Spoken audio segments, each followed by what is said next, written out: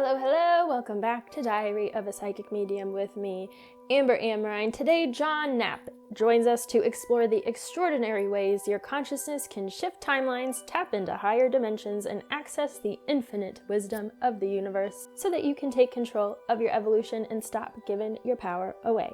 Here we go.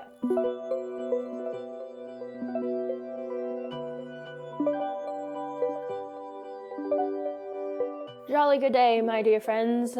Today, I'm coming with a reminder.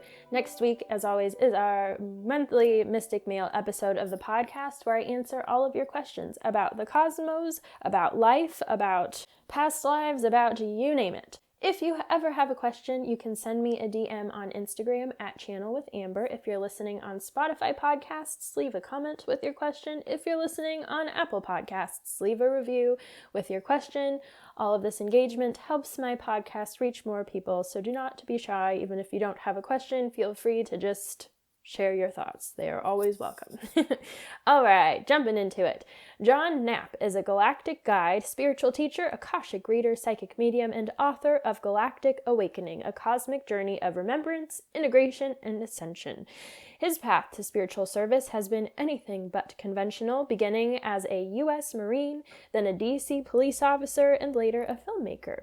But beneath it all was a lifelong calling to serve and a deep connection to the unseen. After a powerful spiritual awakening in 2020, John began seeking answers beyond the physical world, which unravels in his story that we are about to discuss now. Here we go. Here is John. Welcome to the podcast. Can you tell us a little bit about who you are and what you do? Sure. Thank you for having me, Amber. I really appreciate it. Of course. My name is... Shout out to the people that recommended you to come on. Yeah, and recommending me to you. So let's see. So my name is John Knapp. I'm a galactic guide, an Akashic reader, psychic medium, kind of all those, all the different credentials that tend to go with this work.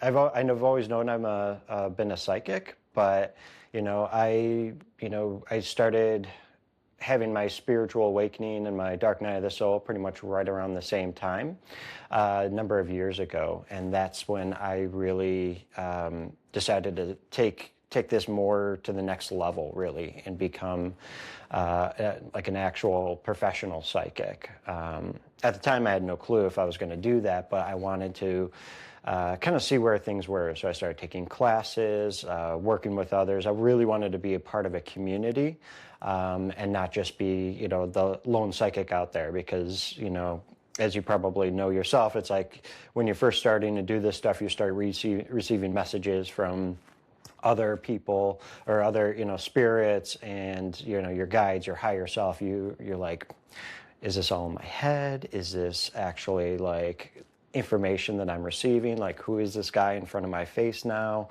Once I started taking classes, I started to understand, okay, it's not in my head. It's like there's more to this. And that's really where it went from there. You have had quite a different experience of stuff throughout your life. I was reading your bio and I saw you were a police officer in the Marines or something like that, right? Mm-hmm. How? I guess I'm so curious the transition. I'm still trying to figure it out myself. So, like I said, I've always been psychic, and 6 years old, my great-grandfather had passed away at 105. That was the first experience of death in my life. Not too long after he passed away, he came to me and wanted to communicate. And he was off the boat Italian, spoke very little English, so he's using his hands and all that like Italians do to try to speak with me. And I don't think I was able to get the message. I think I told my parents, hey, great-grandpa came and visited me, and that was kind of the end of it. So messages like that would keep coming, but what always has driven me was, even from like that childhood, I always wanted to be in the military, always wanted to be a police officer. Like I knew from that age. So I thought I'd have a career in the military, career in law enforcement. And once so it's always been like a level of service for me. I think at one point I wanted to be a doctor, but that's a lot of school to go through. So, but the foundation has always been service, that I've always wanted to do and help others, and that's what I did. I followed just about every single dream that I had. Maybe one day I'll become a volunteer firefighter. That was kind of like, that's the one job that got away from me, but there's always time for that as well. But again, service, helping others, and so I joined the military when I was 18 years old. I remember filling out the paperwork, the contract, and like there's one line in there. It's like the disclaimer says, you may be involved in combat operations. You may end up being, giving your life in service of your nation. Are you okay with that? And I thought about it. I'm like, it was like 2001 when I did this, early 2001. And I thought to myself, when was the last war that we saw? It was Desert Storm. Like, I doubt anything's going to happen. Oh, man. And then literally like 9 months later, a year later, like I'm in boot camp and, the drill instructors come in and they're like, start paying attention. America's at war. And we're like, no clue what that was about. And then they finally told us at the end of the night. And I'm like, oh boy. I did not see the World Trade Center come down. I have seen events that take place in the world from time to time. I'm not privy to all the information. I know there's so many. I've had clients and friends that have told me that they saw something happening before 9/11. I was in the middle of boot camp and in such a different mind state that I wasn't really receiving information at that point. I was in survival mode, really. Yeah. But it certainly changed my life, and I could feel it. I remember, our instructors telling us about what was going on. I could just feel, which now I understand is empathy, that level, and trying to hold in tears and stuff as our drill instructors. I had to like man up at the time because that's what they expect of you in the military. Yeah, that's an extreme, like, butting of heads, like two very extremes. How did you balance that? It was very difficult. I've always been a thinker, and I always question things, which turns out is not the best thing to do in the military. Sure. So I'd have an instructor, I have a sergeant. They're like, go over there, take that hill or whatever. I'm like, why? Why would we want to do that? We could just drop in like artillery or can we do an airstrike or something? And they're like, no, get up there. I'm like, oh boy, okay. So, always questioning things, which isn't exactly the best thing in the military. But I always wondered. I always had a curiosity to it. So there's a little bit of butting heads there. And then after I got back from Iraq in 2005, I decided to join the police department. It was like, checked one off the box, time to go to the next one. So I joined the police department. I came down from New York to DC and joined the DC Police Department. And it was like nothing of what I really expected. And it was like, I just realized to myself, as much as I wanted to help people, being a police officer sometimes, it's not like what you see on TV, where the bad guy goes away, the family is happy, and, the police officer can feel good about themselves at the end of the night. Like, I felt like I was just not able to make the difference. And I know there are lots of police officers out there that do make a difference and are able to help people. And I know a few of the incidents I've actually had that I was able to do that as a police officer. But I just knew, right from the beginning, in my time in the police department, that this was not the career for me, like I thought it was going to be. And until I got out of there and moved on, I just knew that it was going to be difficult for me to get through, taking on a lot of the challenges, the traumas that people, civilians had. But it's interesting because there are police officers I know of that have been, left the police department, became like psychic detectives, embraced their psychic abilities. A lot of police officers are they're in tune with their abilities, their intuition. They talk about that gut feeling that they have.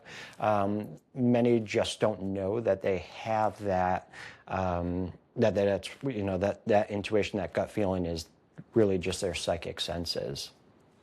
My mom works for an organization led by a man. I don't remember if he was a police officer or part of the FBI. I don't remember, but he essentially created this organization to help find missing people through the use of mediums and such.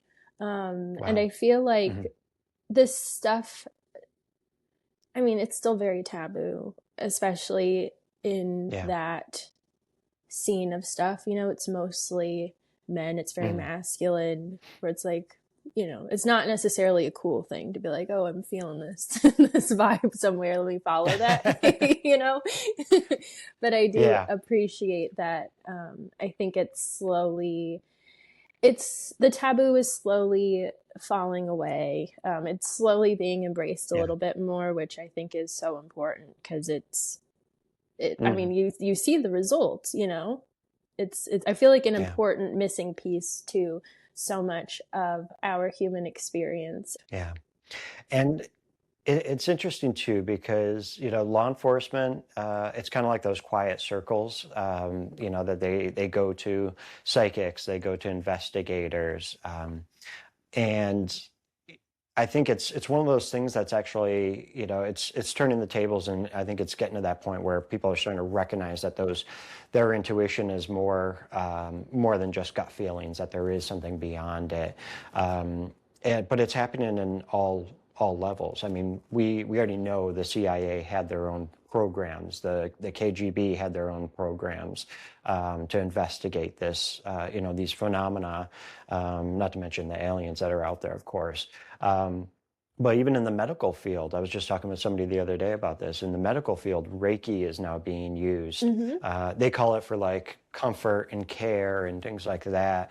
Not just, they can't say right now, they can't call it like healing. Like you're not going to be seeing too many surgeons in an emergency room laying hands right now, but they understand that there is a comfort level to using Reiki in hospice, in nursing homes, as well as in long-term care units at hospitals. So even in the scientific field, it's starting to become, more accepted.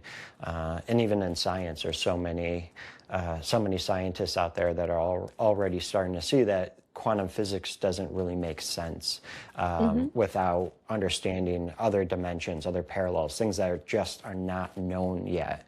That's why, like quantum physics is more theory-based because they're still trying to figure it all out compared to like Newtonian physics that's been out for several hundred years now. Absolutely. How would you say your background in these highly structured, like reality-based environments ultimately shaped the way that you interpret spirituality or spiritual experiences? Hmm. That's a good question and a tough one. Let's see.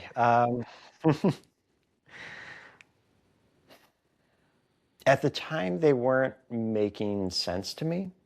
Um, structure and the non-physical world, the spiritual world. Um, you need a bit of understanding of both to really meld them together. I know. Let's see. Intuition. The intuition that you have. Can help you in both of these environments. I know, I don't remember if I've had too much in the law enforcement field using my intuition, but I know when I was in Iraq, I actually encountered this. I actually had a dream one night that one of the squads in my platoon actually were killed in an IED attack. And my squad was the one who had to go recover and try to secure the scene. And I just remember walking into this vehicle that was blown up in the dream, and seeing everyone that was killed in there, and it was devastating. And then when I woke up, I was like, because I knew I've seen things that have happened before that have taken place. So the entire day I spent, just kind of on eggshells waiting for this to happen. And sure enough, a couple hours later in the afternoon, we got a call that there was an IED attack across town, and the squad that went out to help the other group that got hurt was the squad that I saw in my dream. And we were the next ones up to go protect them if they were if they got into trouble. And the entire time I, was kind of just freaking out to myself, like, oh my God, what's going to happen? Well, thankfully they took a different route and they were safe, and they were able to help the other team, the other Marines that were injured, and bring them to safety. And thankfully everyone survived that day. I didn't understand at the time what was happening or why it didn't happen. I mean, I was grateful, of course, but I didn't understand why until I realized sometime later that what I was being shown was an alternate reality. And essentially, I shifted timelines from one reality to the other so that John would not have to endure that decision. So I didn't change anyone's minds that day. I didn't save those lives, of course. I'm not saying that, but what I did was I just changed the reality that my consciousness was in into the next reality where they all survived. So my consciousness can go into a timeline that was different and set apart from what happened in that tragic timeline. Would you say it's like, I guess, more strategy based then? Especially at that time, your relationship with your intuition, I guess, but it's like weird cosmic, like that weird mind bendy type of strategy where you're not necessarily taking action to a degree physically, but it's like you're able to see the landscape and sort of adjust. And I don't know, it's so weird to put into human terms. Sure. So I think part of it was that my higher self showed me the timeline that I was on and was giving me that opportunity to say, okay. So I didn't understand at the time that I was shifting timelines and moving into a different direction. But my higher self, that we're all connected with, whether we know it or not, ended up, just showing me, hey, this is where you're at. And I made that decision, whether I realized it or not, to shift into a different timeline so I could be on a path that I was supposed to be on, a different path, so I could, ultimately end up here in this reality where I'm embracing my psychic abilities, embracing the Galactic Akashic Records, so I can work with others and help them. Because the John that would have witnessed that would probably not be in the position I'm at now. So there is a little bit of strategy. Yeah. I have a similar way, I guess, of maneuvering the world. I do a lot of work with alternate timelines. And when I was, I think, like 16, I had this very profound experience of seeing all of these different like sheets that essentially represented these different directions you can go. And I started to realize that you can sort of like hop from one to the other to maintain a certain course, I guess, so that you don't necessarily have to, I don't know, my view of it was it's kind of like using it for manifestation in a way where rather than having to carve out this specific timeline, I could just keep hopping to the ones that sort of align with what I want or kind of best suit what I'm looking for. And I feel like that's similar to what you're talking about, which is cool. I like that parallel. Yeah. And there are, that's what the interesting thing about the work that I've been doing, and, especially when writing the book last year, is just expanding on my knowledge and understanding of what our reality is. That's my next undertaking, is completely understanding the nature of reality. Hopefully I can do it within this lifetime, but it might take 6 or so to figure it all out. But what I'm seeing is that we're not just our incarnation. We're a multidimensional being, and our soul has, not only alternate realities of ourselves, like we're talking about, and that we can choose to integrate that information, that knowledge from one alternate reality to another, or even just shift ever so slightly into a new reality. I remember I was just hanging out one time and hanging out with friends, and all of a sudden I just said to myself, I want to shift realities. And I just like stood silent in like a meditation, like in the middle of like this like bar area, and just like shifted realities. And I remember driving on the way home and driving past a building and seeing it. And I was like, I don't remember it looking like that before. The day before when I was driving by it, like it just had like a different look to it. And we sometimes will do this like in our sleep as well. Like the other day, I woke up and I just felt like I was in a completely different timeline. And we have our own separate alternate realities that we can shift and manifest into and integrate the knowledge from those alternate realities of ourselves. But we also have these larger timelines that we share as a consciousness on our planet as well. And that's just part of this like simulated matrix that we're all, we all agree to work together in. Mm-hmm. I feel like my biggest reason, I don't know if that's the right word, my biggest encouraging factor that kept me sort of exploring new timelines was I went through childhood trauma that resulted in PTSD and CPTSD. And then I, as a kid, watched the movie The Butterfly Effect with Ashton Kutcher, where he's kind of like moving into all of these timelines.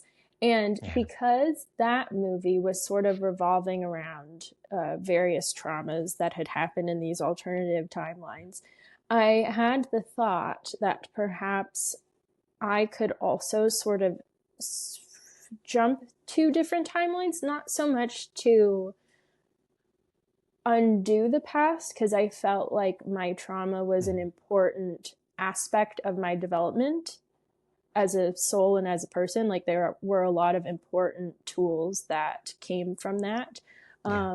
But in sort of jumping around, the weight of the past was alleviated. As you shift into a new timeline, your past changes as well.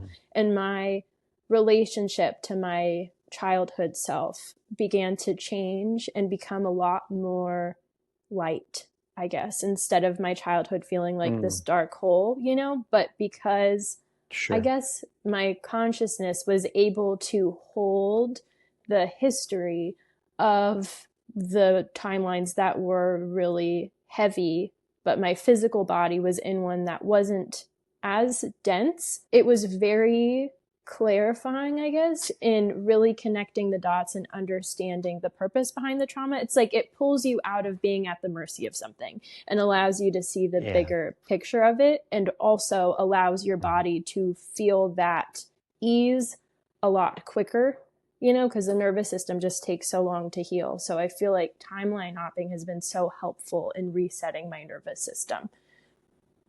Interesting. Yeah. And we want to make sure that when we do this type of work, we're not trying to escape reality. We're not trying to erase the past. Our souls chose, our certain paths for reasons, and that's part of our soul's evolution, or this fractal of ourself, to evolve and to understand each one. And those different alternate realities have different aspects. Some, we might say are for the better, some are for the worse, but it's all part of our soul's evolution to fully understand every little decision that is made, even if it's, for moments or for an entire lifetime.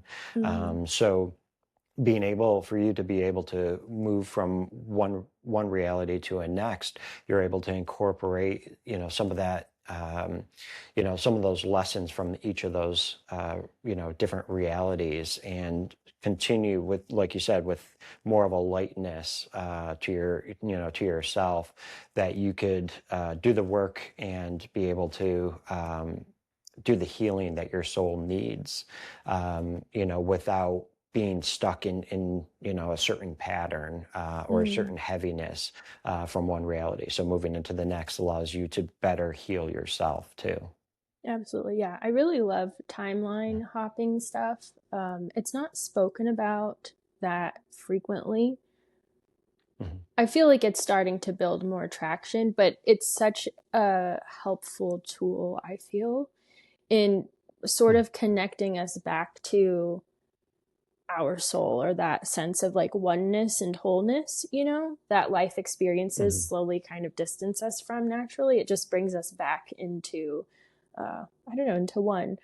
I feel like as well, what was I going to say? I totally brain farted. Hold on.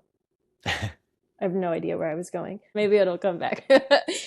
How is your relationship with death? I guess through being in war and stuff like that. I guess I'm Mhm. just curious about the balance between the energetics, death, spirituality, even though it may not have been fully online, but just that feel versus all of this trauma happening in your face. Mhm. It's interesting. The physical human body is meant to survive. Um, we generally fight death to the very end. We don't accept death until the very end. You sometimes you hear about the shock from somebody, on their face when they're going, because they just until the very end they don't fully understand that it's about to happen. Um, but understanding now that the soul is a completely non-destructive aspect of our reality, makes me understand that we have that there is more to this. There is more to than just this incarnation.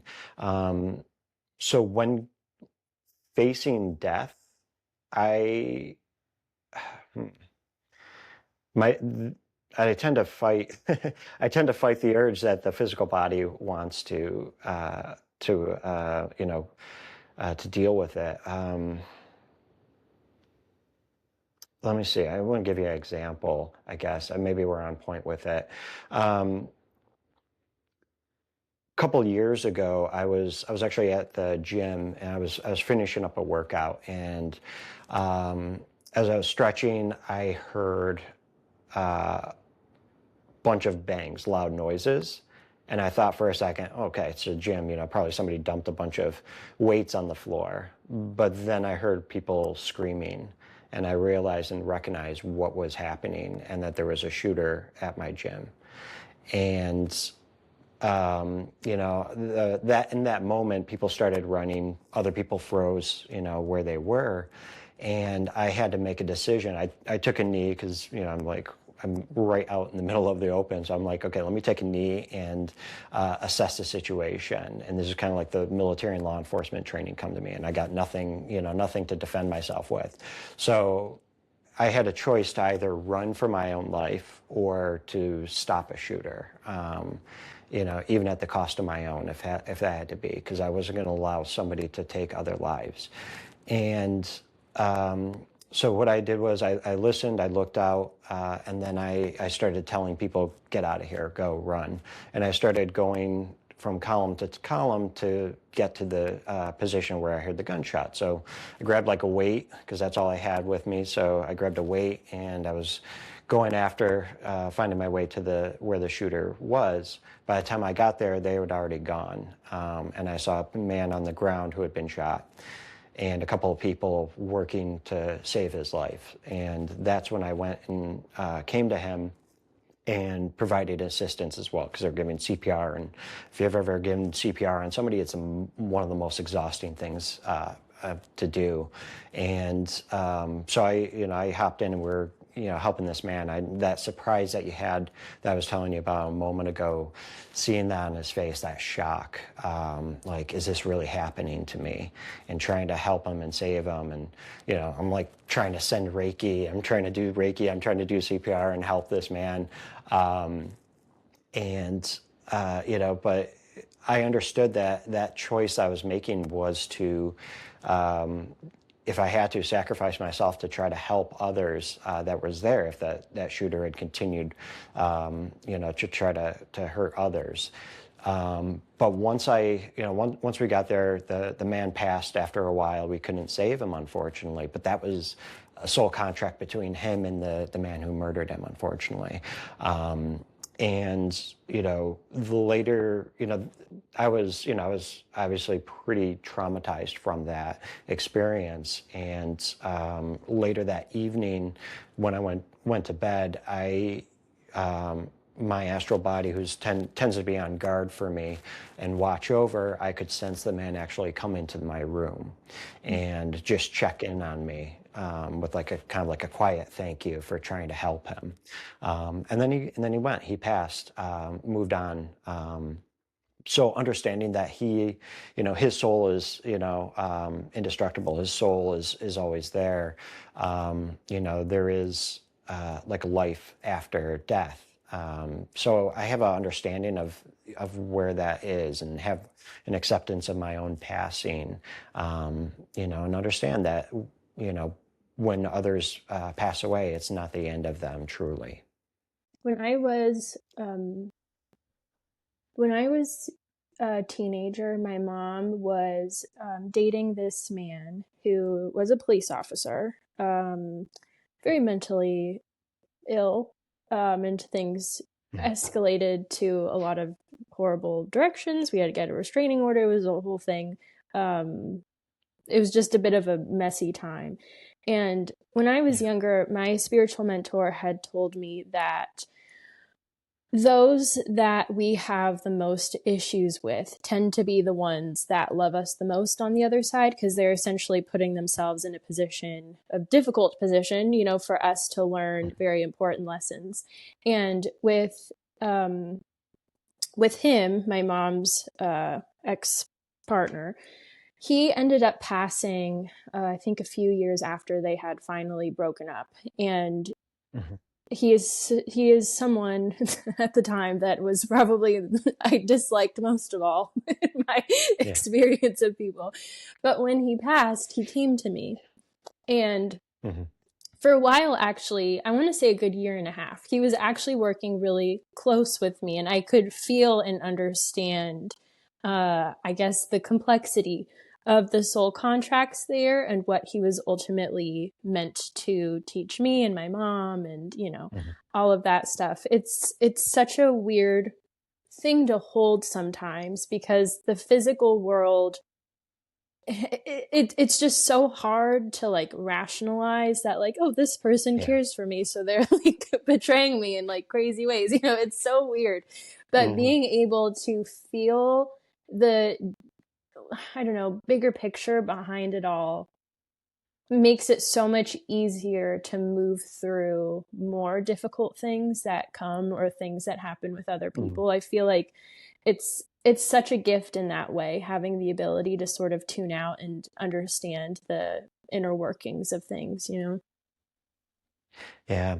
And that's an interesting thing about working in the Akashic records, and understanding, seeing the contracts, understanding why we choose, these relationships, and our soul blueprints, and our pre-incarnation settings, where essentially go to another soul, and we say, okay, we are here to teach each other lessons. Maybe it was unresolved from a different life, and they never, those incarnations never did the necessary healing, or the necessary learning those lessons. So it's like, okay, let's try this again. And we know this as karma. I don't see karma as like eye for an eye, tit for a tat, like like the old paradigms of how karma was seen. I see it more as like these contracts, these souls, either through some resistance, or whatever that may be, but ultimately it's for the soul's learning and the soul's lessons. And when when we are triggered in life, we will see, I see that as more of a welcoming, which is difficult, of course, in the moment when you're like frustrated and you're angry about something or you feel upset. But it's more of a gift that you are being given to reflect and to heal something that is unresolved. And, that can come from somebody on a continual level, or that can come to someone on a one-off, the person that cuts you off in traffic. Like, it feels annoying at the time, but they're really giving you a gift to slow down, to, become more patient, to be, to understand what is it that that person did that made me so upset. Is it a lack of control? Is it something else that I just haven't resolved? And you have that opportunity to be able to heal that and work with that. It's interesting doing these Akashic readings with people that I've seen that, I remember someone, a client coming to me, and I think she mentioned something about maybe her son. And we were talking about what those karmic lessons were, and that her son sadly was not open to learning, and it was just continued resistance, and they kind of had to write each other off in a way. And I saw him like, I'm sorry, he's not going to be able to come around in this life. You're not going to be able to resolve it with him. But I'm just being shown that in the next life, you're going to flip roles, and, you're going to make an attempt to resolve these issues again. And again, it's not tit for tat, but the soul, each soul wants to work with each other to help learn lessons and resolve, conflicts from a different time frame. And, so I would see these different things that come up, and I'm like, okay, you're going to have a chance to try this again in a different timeline, and and see if you can resolve these issues together. Yeah, I have that exact same philosophy on karma. I don't resonate with the traditional definition of it, so I appreciate you bringing that up.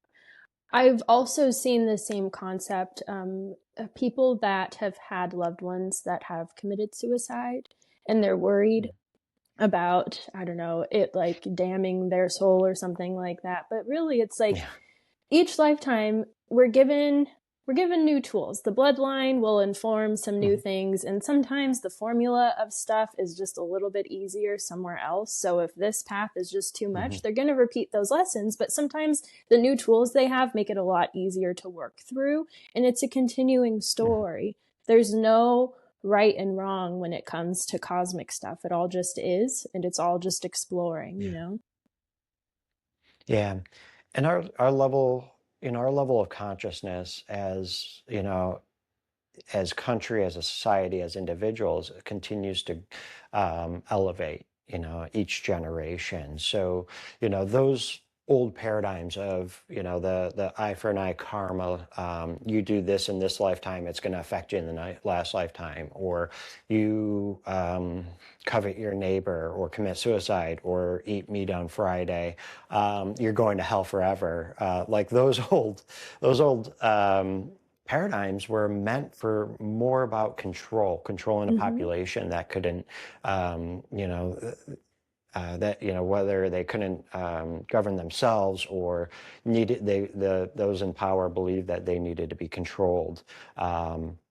Those are old ways of a consciousness that does not exist anymore, and that's why people are starting to say,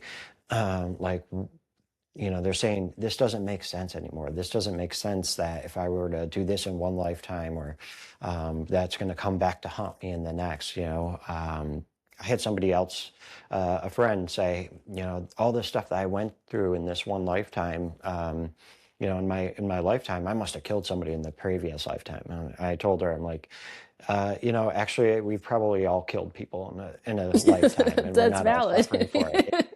It's like, we have to learn, to get closer to unconditional love and to source, and to the,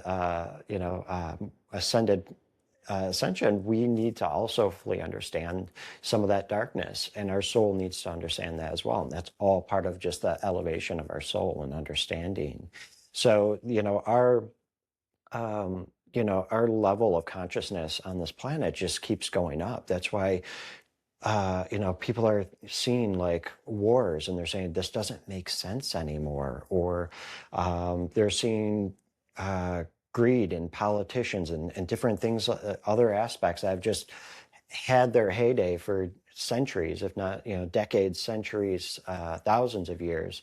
And people are waking up to it and saying, none of this makes sense anymore. And, it's going to take some time to really move into different, create new paradigms, but it's already happening. But what we have to do first is question, and that's probably why I was never, a star Marine in the military, because I did a lot of questioning. But by questioning what's going on out there, that way we can, and on all these paradigms and laws and principles, and just say, if this doesn't make sense, then maybe we need to shift gears. We need to try something new. By doing that, we can create a new reality for ourselves and shift into those timelines that are more favorable towards, better lives for everyone, and, an ascension process. But we can't wait around for that. We have to actually do that for ourselves. Yeah, it's like manifestation. We are still physical beings, so we still need to take action in some degree. It does require the physical bit to jump on board. Exactly. We can't just sit back and say, let me manifest $1 million. Well, you can put that energy out there, but if you're not actually getting out there, you can't, there's nothing that's going to do with that. You have to work towards it. Your soul wants to learn the lessons and evolve. And it takes work to do that. You can't just sit there in meditation all day and wish for whatever is out there. You have to make it happen. It's a give and take. I've noticed people, it's a very common thing. We don't like discomfort. Well, some people like it, or some people get stuck in it. But for the most part, we tend to, stay in what's comfortable because it's familiar and we know it best of all, even if it's not great. But a big part of healing is getting in the uncomfortable and trying something new. And I feel like that physical integration aspect is sometimes so difficult for people, and where they get stuck. Like, I'll see people try out a lot of different modalities or learn a bunch of stuff, and they're like, oh, nothing's giving me the answers. I know it all, but nothing's changing. This is garbage.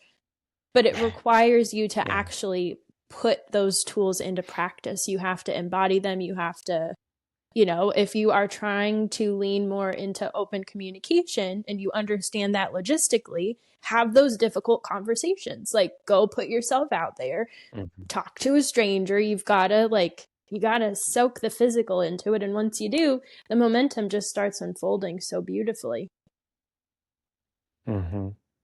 Exactly. I think there's a thought, and especially in the spiritual community, that everything's all love and light and all that. And if you just have positive thoughts and, love everything, then you will ascend. And having to avoid like the negative feelings or, anger and stuff. It's like, oh my God, I can't do that. Love and light. And, they're throwing Reiki everywhere, trying to do that. And it's like, we're almost turning that into a religion in a way. It's like, if you don't have good thoughts, you're not going to ascend.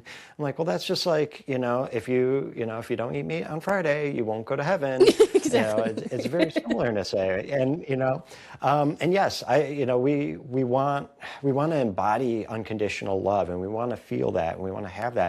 But, we live in a 3D world that we're receiving, there is negative energy, there are stuck energies, and we will have that within our lives. Like, there's not one person on this planet that can say that they have not had some form of trauma, whether it's really deep or, just, not that deep. We all have these lives that we have to feel, we have to overcome, resistance and traumas to certain extents.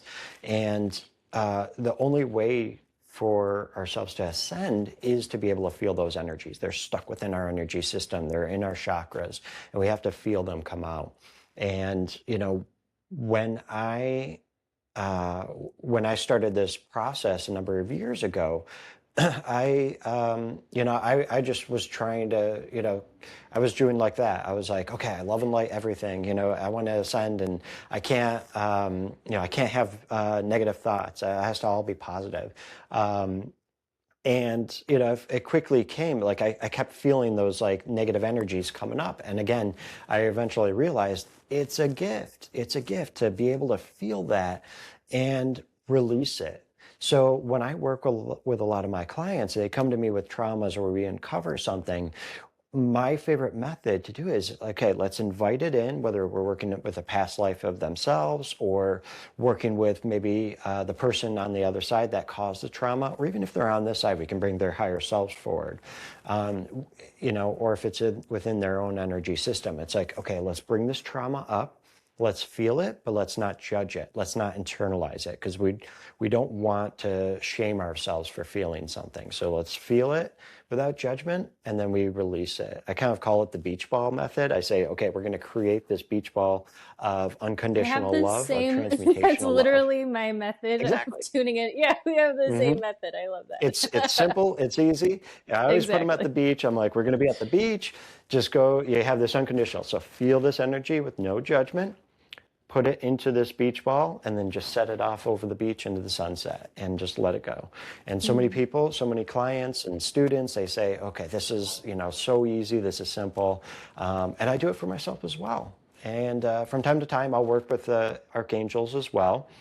Because, we're not perfect. We can't always get it right. So sometimes I'll work with the angels and say, look, it's keeping me up at night. Like, help me set this aside, help me transmute this energy. I'll do the work as well. But we don't want to just give our power away to angels, to spirits, to guides. Like, it's part of us. We have to do it as well. It's at take. It's like we were talking about. You can't just sit on the couch and wait for that $1 million to show up. You got to do the work yourself. So, when we feel those energies come up, or those triggers in our daily life, those are those gifts that we can take, and we can figure out, okay, what's the shadow work in it? What's the old feelings? What's the old, traumas or memories that these are caused by?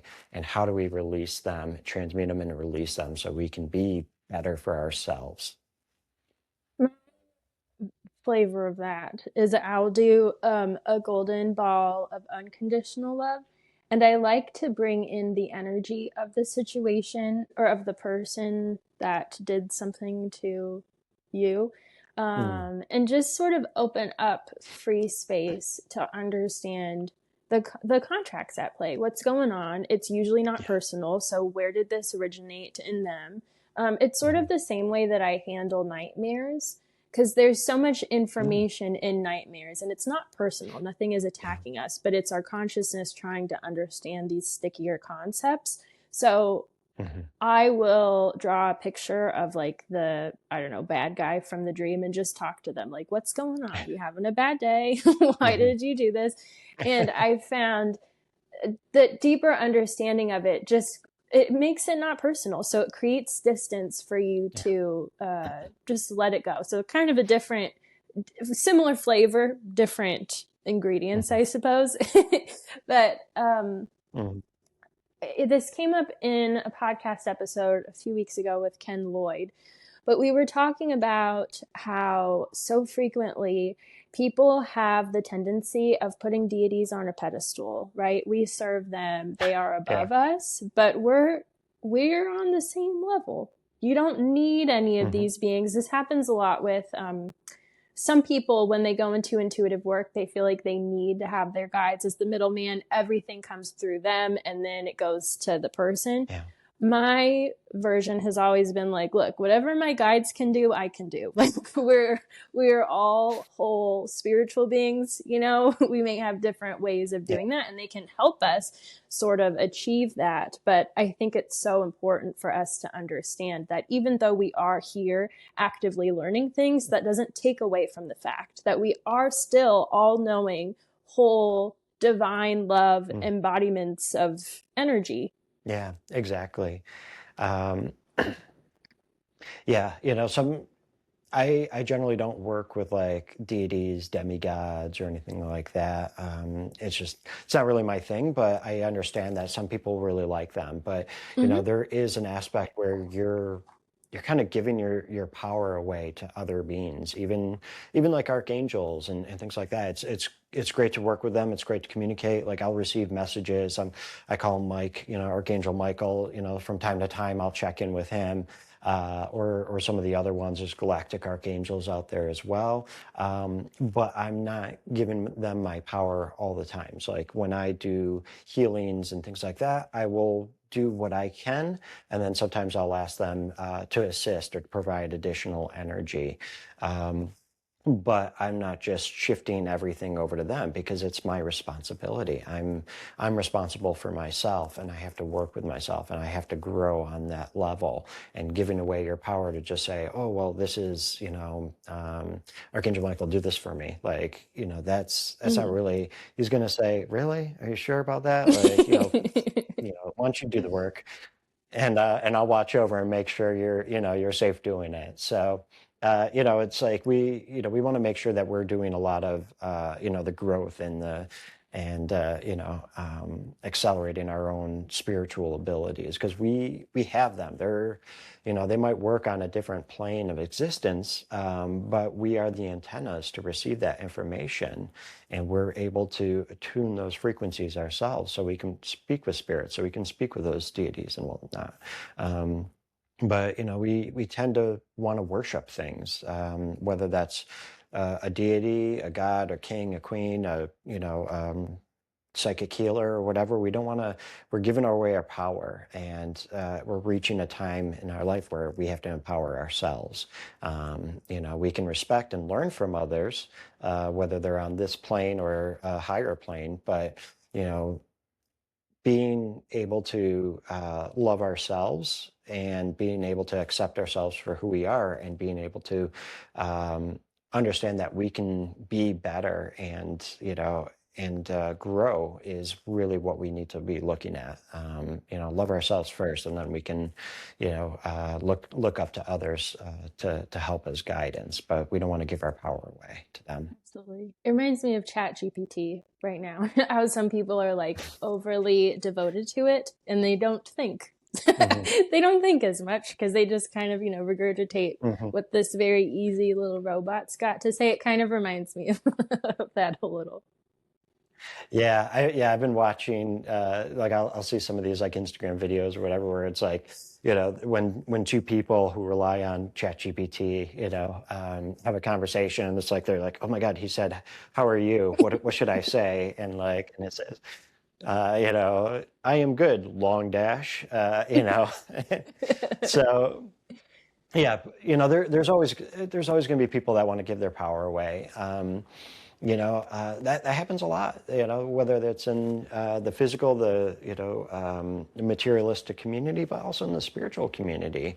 I've told clients before, I'm like, I don't want you to come back to me too soon. Like when you feel called, when you feel ready, but I don't want you to rely on me. I want you to be able to do the work, take in the lessons, integrate with the information that you've received, and then you can always stay in touch and keep send me a note from time to time. But I don't want people relying on me, and taking essentially giving their power over to me or to anyone else. I had a friend who spent thousands of dollars on psychics, trying to understand a situation, a bad breakup that he had, and eventually they just said to it, like they cut him off, and it was like, no, we're done with this. You're using us too much. And some people will do that because they feel like it's easier for them to just give their power to somebody else to tell them what to do, but then they never really integrate it into their system. Like they just take some information on the surface level, and they don't want to do the hard work. And that's what we're here for. We wouldn't be on Earth in these incarnations if we really didn't want to do the hard work of it. Yeah. This is backtracking a bit, but I'm just curious your view on this. When we were talking about how we're here to feel things, all of the ugly emotions, they've got their lessons and stuff like that.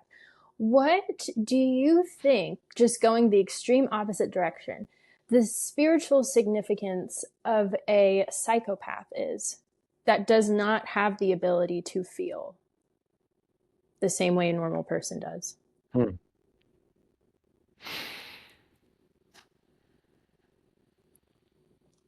So there are some psychopaths that chose that incarnation, that that's Mm-hmm. where they wanted to go. And it's hard to even rationalize or, and see why would anyone want that. But again, it's all part of of your soul's, it's all part of your soul's learning path. So choosing not to have feelings, choosing not, that is just part of that soul's journey to experience what it would be like. There are also some dark entities that get into people. And some people even give that power away, like we were just talking about, to a darker entity, and they go into them.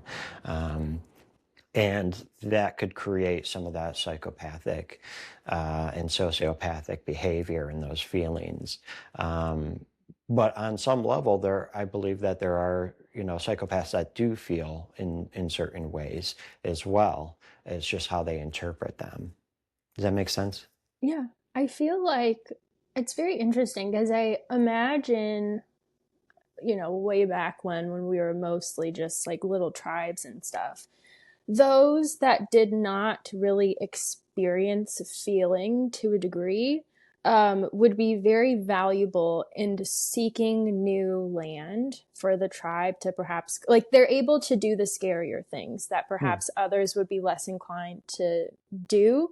Nowadays, that call isn't really the same. And I feel like, in a way, still kind of leaning on that territory, they force us to address perhaps aspects of humanity that most people are scared Hmm. to explore. And that is not always in great ways, but it's still part of humanity.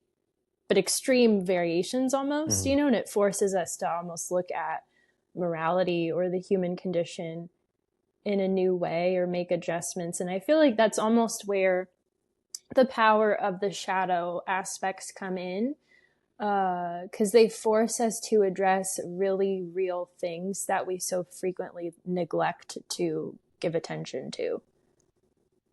But if we don't Hmm. like view them and do something to them, they can just sort of, run, do their own thing and go a little off the deep end. Yeah. I think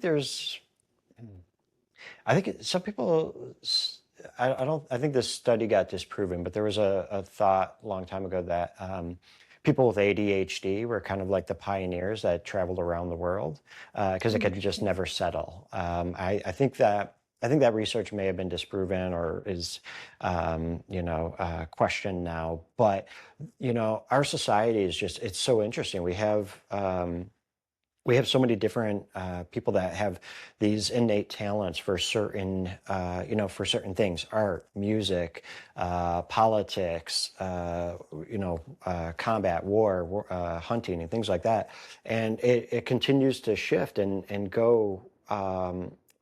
Go into how our societies continue to evolve technologically and sociologically as well. But people want to form tribes. They want to be in certain areas, and then they settle. But then you also have these people that want to continue to.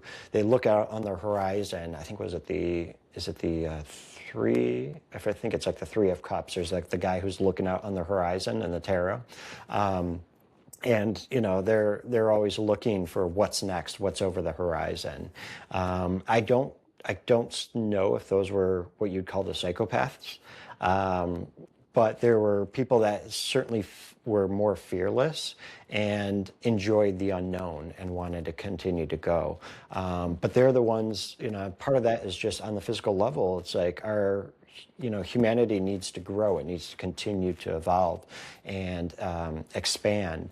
outward. And, so we'd have a group that, certain people that would pioneer outward and keep the tribe moving beyond their borders so that they could grow even further. I think there has to be a certain level of fearlessness to that, but there also has to be a little of trepidation too, to be able to know when you've reached your limits, to know when you need to stop. Because if we don't have that, then we're just going to go off the cliff like a herd of cows, and and the human race couldn't survive that.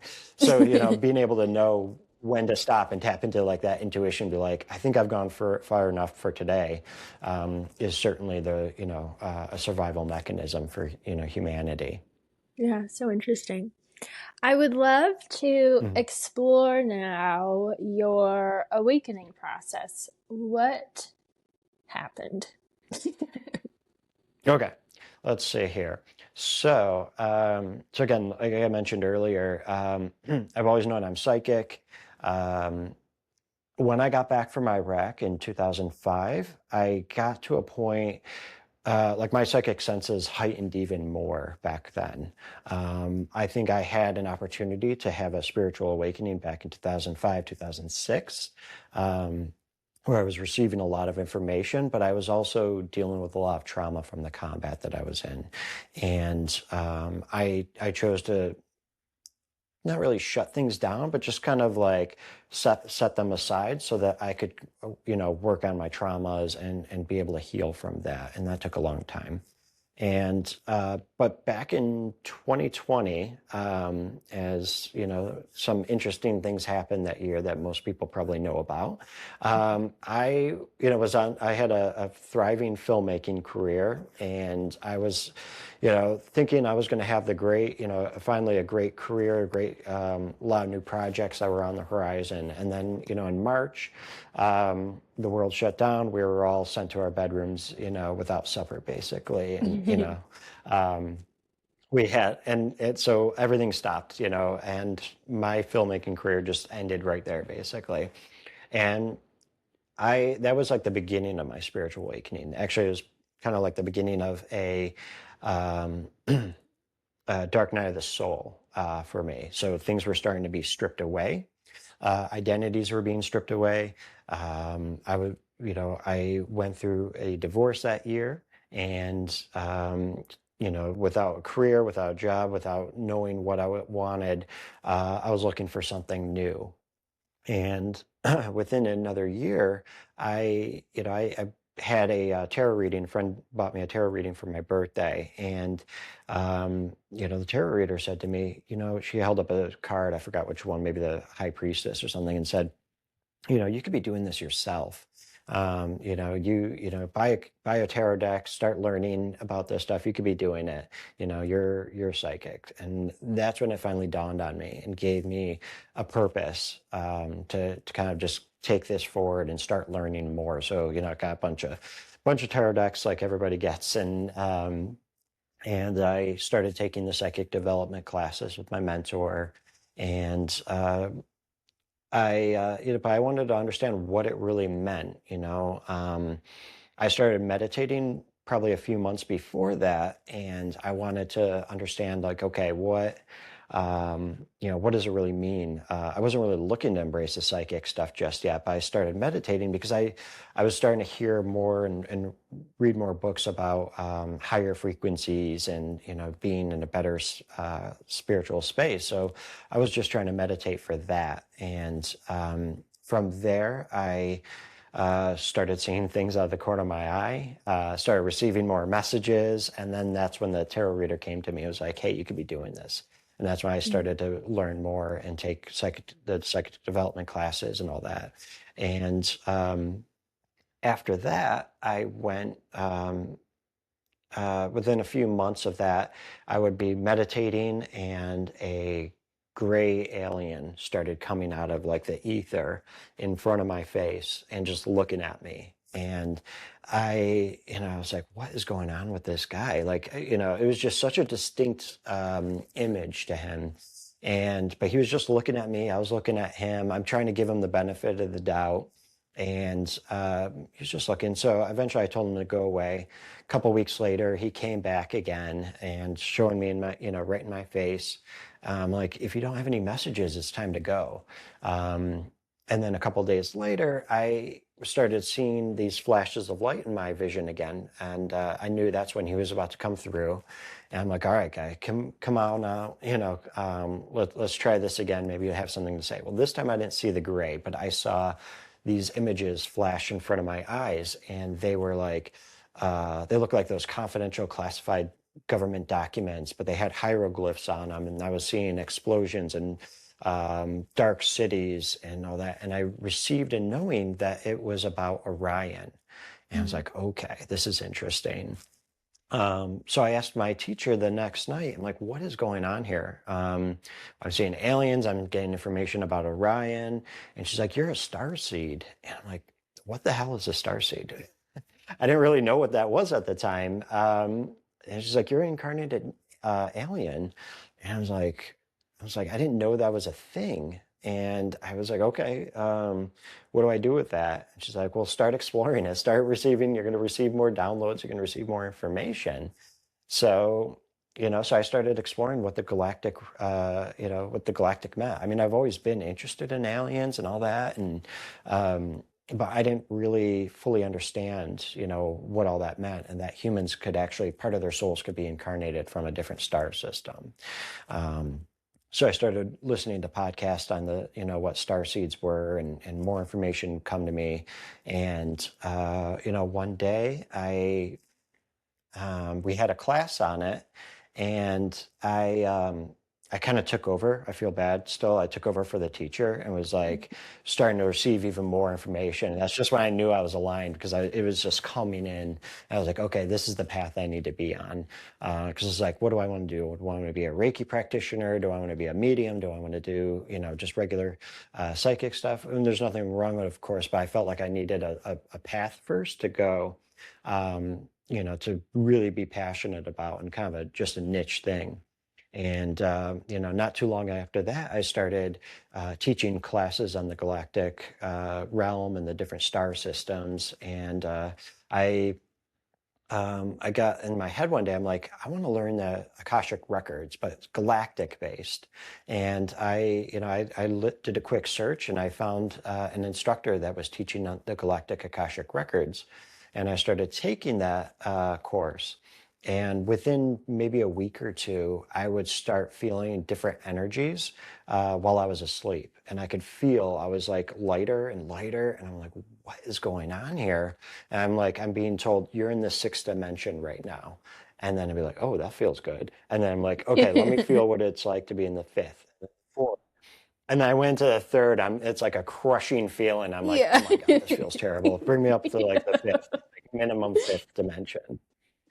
So I started like frequency hopping or dimension hopping, and feeling out what those energies were. And then I would start looking at people or seeing their name, or doing like a class reading with somebody, and I start receiving galactic downloads of all their information, what star beings they were, what races they were, seeing different information. So I could go, to a restaurant, or, walk down the street, and I see somebody, and I'm like, ooh, this one's Syrian. They have had a Pleiadian. They've also been a Vegan. This person, like Pleiadians and Syrians, they always tend to like couple up together, which is always interesting. But I'd go, some people, they would be fully, and I'm seeing their information, or I'll see that they had fairy lives. Some have galactic fairy lives. Some people, I'm like, oh, they're an angel, and they've also been this and this and this. It got to a point where I'm like, John, just enjoy yourself. Shut it down, turn it off for a little bit, so you can actually just walk into a restaurant and be like, and I'm not trying to like actively snoop on people, but what I'm realizing is that their higher selves are open to this information, and they see me, and they're like, hey, I'm a vegan, I'm this, I'm that. So, I remember going to a restaurant once, and I see an entire family, and I could tell, like, the one, one's an Arcturian mother, the other one's like a Syrian father, and then their children are like fairies and elves and stuff. And it's just interesting to see all that and how it plays out. Yeah. When I was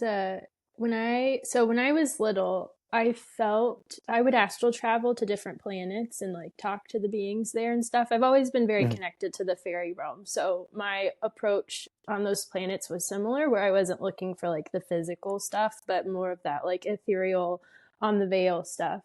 And I started to at Mhm. night get very strong feelings of some sort of beings watching me. I felt like they were Mhm.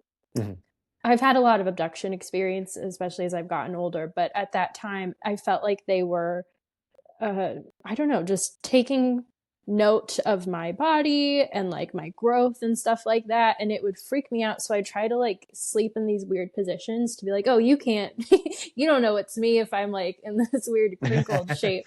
It's so Yeah. silly. But when I met my mentor as a teenager, she told me, well, the way that she had explained it was that I have the ability to see aliens, or if someone is part alien and it's sort of present in their body. So she Mhm. encouraged me to just people watch. And I would do the same thing. I would just say, like, oh, they're an alien. This is what they look like. I feel Yep. like people watching is such a great way to begin noticing that deeper framework and the deeper intuitive information that's hanging there. It's like a jacket. You know, we wear it as a jacket. It's not like we're looking at their Yeah. underwear. It's on the outside. It's very evident. Yeah, exactly. That's what I tend to do as well, is just be a people watcher. Yeah. What would you say is something about galactic beings or contact that people romanticize but misunderstand? Uh, I think people they want to give their power away, and that's becoming a theme of this interview. Is that they see aliens and they want to give their power away to them, and they say, people talk about like the flash in the sky, and everyone, we immediately hit the fifth dimension, and now we're all grinning, and full of all that light and love. And it's not going to happen that way. They're not going to come down here. One, they're not going to come down here and invade us and take us over. That's not going to happen. There's too much in place to not allow that to happen. Mm-hmm. But many are benevolent and they watch over us, and some of them contact us and work with us, through their consciousness to ours. But they're not coming to save us. They're not coming to reshape our society overnight. This is something that we have to do. Um, it's interesting if you ever watch like Star Trek and things like that. They have this thing called the Prime Directive on the show, and they basically their whole thing in Star Trek is that they won't just come to a planet that isn't fully evolved, and try to help them, because they understand that that planet's consciousness is not at the level it needs to be to evolve just yet, or to join the Federation, excuse me, to accept all those weapons, to accept all those, technologies, because they understand that it would be used against, one group of people would use it against the other. So that, galactic beings right now, are, the Galactic Federation, the Pleiadians, Syrians, all them, Arcturians, they're watching us. They're in contact with some of us, but they understand that they can't just come down on the White House lawn and right now and say, here's a bunch of advanced technology, whoever, America, Russia, China, Britain, whatever, and say, make yourselves better. They understand that it's going to be used and not used for the right reasons. There is so people want to give that away, that power away to them, and say that that's what the case is. But we can't escape. We can't escape our destiny. We have to create it.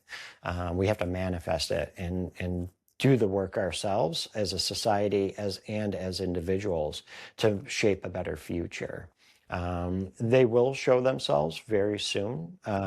Last year, the Galactic Federation was contacted me and saying, we're coming soon to to essentially shift timelines from where we're at right now into a better timeline. But, it's not going to be us on the White House lawn, not going to be us making physical contact. It's going to be a ship coming out of a Stargate out of the sky, revealing itself, and then it goes right back up. And that's just the beginning of it. That's where it's going to start. And then over, probably years, decades, then they'll make more and more gradual contact with us. But we need to shift into a timeline that's a little bit more, geared and resonant with a quicker ascension process. Absolutely. I mean, I feel like that goes in line with what we were talking about before of giving your power away, where nobody can come and fix it. They can't just overthrow the governments and, it starts at us, and it starts at our integration of that consciousness, our ability to maintain that frequency and that experience so that everything just naturally starts to unravel accordingly. To close, what does being human mean to you? It's about being better, learning to be better, learning to love. First, we have to love ourselves and to accept ourselves for who we are before we can love others truly. And that's part of the human experience, is to learn to love ourselves and love others, and just to be better versions of ourselves, to continually to evolve and doing that work. And then we can evolve to be better and learn those lessons in life. Oh, wonderful. Well, this has been such a joy. Thank you for chatting. This was very fun, and I could talk to you for many more hours, but I'm trying to be respectful of the time. Where can people find more about you? Sure. So my website is galactic-guidance.com. And there you can, I offer classes, I offer readings, of course. I have a galactic history section, so you can learn about some of the main players out there, like the Pleiadians, Arcturians, Sirians. But I also have several different other races that are starting to come to me. Actually, a new one came to me a while back called the Nektites. I need to update my website and information on, but I do have a blog article on them as well. Also, I have a bunch of teaser readings. I tried integrating my filmmaker background into creating some fun videos from different readings I've had, and showing some of the visuals that I would see during readings in there as well. I'm also on Instagram, TikTok, that I don't really use anymore, but mostly Instagram and some YouTube as well. Awesome. Well, thank you so much. Such a joy. Yes, until next time. Yeah. Perfect. I'm looking forward to it, Amber. Thank you so much. Thank you, John, so much for coming to chat. I could chat with you forever. This was so much fun. Please return whenever you feel called, because this was fantastic. As always, the links to everything John will be in the show notes. Thank you all for listening. One more little quick reminder about Mystic Mail next week. Send your questions my way. I hope you have a fantastic week. I am sending my love, and I will see you next time.